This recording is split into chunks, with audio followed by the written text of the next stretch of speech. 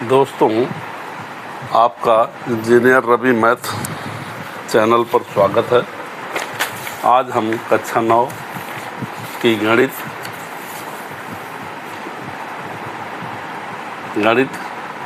में बहुपद की घात डिग्री ऑफ पॉलिनॉमियल के संबंध में अध्ययन करेंगे। अब यहाँ पर देखिए, बहुपद की घात क्या होती है। एक बहुपद में चर की अधिकतम घात वाले पद के घातांक को बहुपद की घात कहा जाता है। जैसे यहाँ पर 3x³ + 2x² + 5x + 6 बहुपद। अब इस बहुपद की घात क्या है? इस बहुपद की अधिकतम घात क्या है? यहाँ चर राशि के ऊपर 1 है, यहाँ चर राशि के ऊपर स्क्वायर है, यहाँ चर राशि के ऊपर क्यूब है, 3 है। तो इसकी अधिकतम घात क्या हुई? 3 है। मतलब यही आपकी अधिकतम घात होगी। इस बहुपद की घात 3 होगी। अब यहाँ पर देखें, एक चर में किसी भी समीकरण में अगर केवल एक ही चर राशि है तो एक चर वाले बहुपद में चर की अधिकतम घात ही बहुपद की घात कहलाती है। जैसे 2x⁵ + 3x³ + 7x + 6 की घात। अब यहाँ पर हम चर राशि x पर सबसे अधिक घात 5 है, तो इसकी घात क्या हुई? 5। 2 या 2 से अधिक चरों में तो 2 या 2 से अधिक चर वाले बहुपद में प्रत्येक पद में चरों की घातों का योग लेते हैं। किसी भी पद में प्राप्त अधिकतम योग ही बहुपद की घात होती है। अब जैसे यहाँ पर एक एग्जाम्पल है, 3x³ - 7x² × y² + 2y³ + 8। यहाँ दोनों चर x एवं y के घातों का योग। अब यहाँ पर x पर क्यूब है, यहाँ y की घात नहीं है, यहाँ x पर स्क्वायर है, y पर स्क्वायर है, तो ये दोनों का योग 4 हो जाएगा। यहाँ पर y का क्यूब है तो यहाँ पर अधिकतम घात यहाँ पर 4 है। तो दोनों चर x y की घातों का योग 2 + 2 = 4 प्राप्त होती है। अतः यह 4 घात का बहुपद है, यानी इस बहुपद की घात 4 है। अब हम इस पर कुछ प्रश्नों पर अभ्यास करेंगे। प्रश्न संख्या 1, निम्नलिखित बहुपदों की घात ज्ञात कीजिए। अब यहाँ पे पहला प्रश्न है √5। अब यहाँ पर आप बताइए इसकी घात क्या होगी। यहाँ पर देखिए, यहाँ पर कोई चर राशि नहीं है, अतः इसकी घात क्या हुई? इसकी घात 0 है। 0 है। अब यहाँ पर देखें, एक समीकरण है 1 -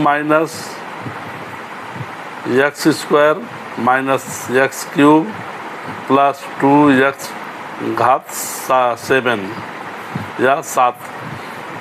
अब यहाँ पर इसकी अधिकतम घात हमें 7 मिली, तो इसकी घात क्या है?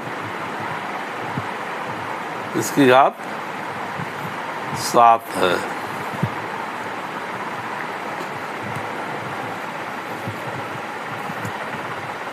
अब हम यहाँ पर एक अगला प्रश्न देखते हैं।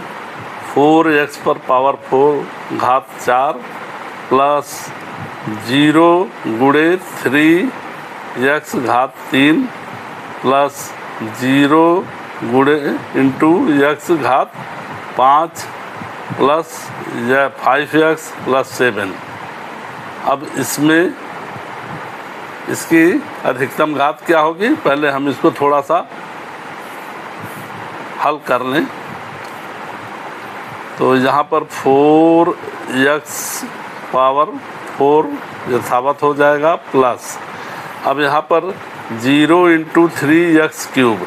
तो किसी भी राशि में आप 0 से गुणा करेंगे तो उसका गुणनफल 0 होगा, 0 से गुणा करेंगे तो 0 होगा, प्लस यहाँ भी 0 गुणे x पर 5, तो यहाँ भी इसका गुणनफल 0 हो गया, प्लस 5x प्लस 7। इसको क्या लिख सकते हैं, बराबर 4x पर पावर 4।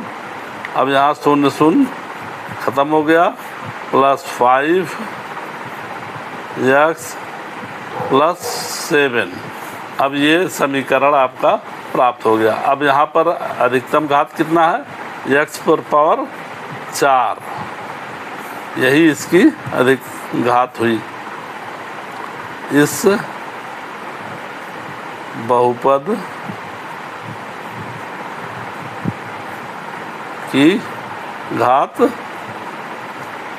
4 है।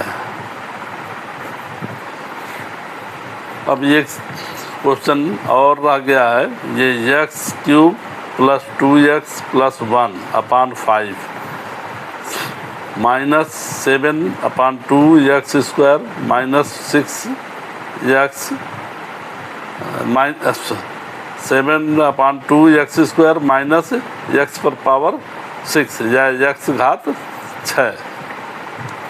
अब हम इसको थोड़ा सरल कर लें, हर पद को अलग अलग कर लें। यहाँ 3 पद एक साथ है तो इनको अलग अलग कर दें।